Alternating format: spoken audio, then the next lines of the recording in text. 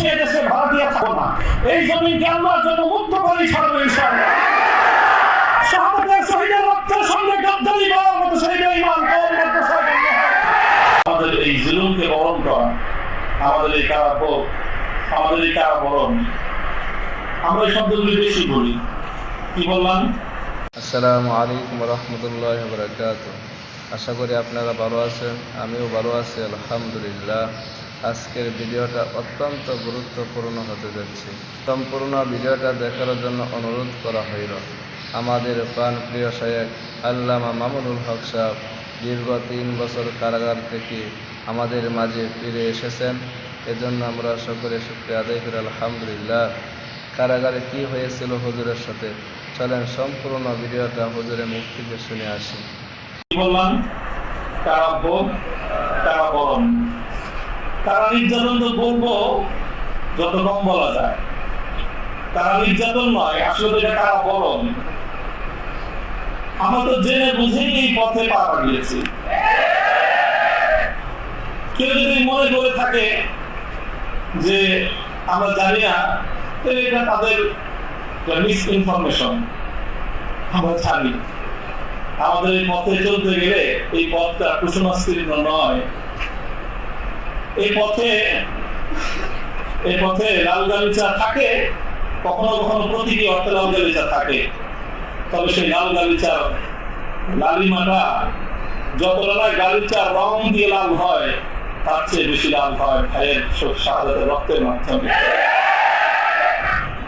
শাহাদাতের রক্তের নজরানা দিয়ে আমরা সেই পথে ইনশাআল্লাহ পৌঁছবো, যে পথে শাহাদা দপ্তরের ভাইয়েরা শাহাদাতের রক্ত দিয়েছে, যে পথে আমার হাফাজের সন্তানেরা শাহাদাতের রক্ত দিয়েছেন, যে পথে আমার বীরবাড়িয়ার ব্রহ্ম শহীদ বাড়িয়ার বীর শহীদারেরা যে পথে আত্মত্যাগ স্বীকার করেছেন, আমরা তাদের সে পথকে ভুলব না।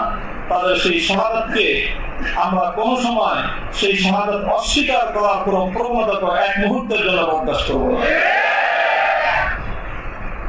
শহীদ হয়েছে আমার ভাই, সরি বলেন, বাংলায় না বলতে চান দুঃখিত। দুঃখিত যদি বলতে না চান, আপনাদের প্রিয় ভাষা ইংলিশেই বলেন, তবে কি বলেন? সরি বলেন। সে রক্ত অস্বীকার করার চেষ্টা করবেন না।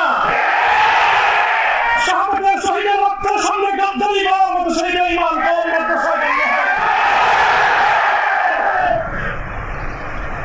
কাজেই যে কথা বলতেছিলাম, যেগুলো তারা বরং আমাদের তারা নির্যাতন দলের পরের কথা। আল্লাহ পাক রব্বুল আলামিন তারা এই কষ্ট থেকে আমাদের সকলকে হেফাজত করেন। প্রতিশোধের যে কথাটা, সেটা আমরা তো পয়গম্বর আলাইহিস সালামের অনুসারী। নবী ইউসুফ আলাইহিস সালামের সেই বাণী, লা তাসরিবা আলাইকুমুল ইয়াউম, গতকালকে আমি বলেছি, আজও বলছি, আমরা কোনো প্রতিশোধ গ্রহণ করি নাই, করতে চাই না। কারণ প্রবণতা কখনো যদি আমাদের মন থেকে উদ্গত হয়, সেটা হলো ইন্নামা যালিকা মিন্নী ওয়া মিনাশ শাইতান। শয়তানের প্ররোচনায় কখনো হয়তো আমরা ব্যক্তিগত আক্রোশে প্রতিশোধের কথা বলে থাকতে পারি, কিন্তু আমরা প্রতিশোধ পরায়ণ নই, মূল কথা। এই হিসেবে আমি প্রতিশোধের এই শব্দকে প্রত্যাখ্যান করলাম। তবে অন্য আরেক অর্থে আমি প্রতিশোধের শব্দকে সমর্থন করছি। শুধু সমর্থন নয়, বরং আমি আমার পুনর্ব্যক্ত করছি যে আমরা প্রতিশোধ নিব। আমাদের সেই প্রতিশোধ হবে সেই প্রতিশোধ, যেই প্রতিশোধ হিজরতের আগ পর্যন্ত 12 বছরের জুলুম এবং নির্যাতনের প্রতিশোধ মক্কা বিজয়ের মাধ্যমে আমরা পরিগ্রহণ করেছি।